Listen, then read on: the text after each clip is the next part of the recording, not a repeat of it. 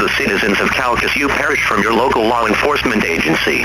Recent concerns regarding increased serious criminal activity in Calcasieu Parish relative to the hurricane evacuees are inaccurate.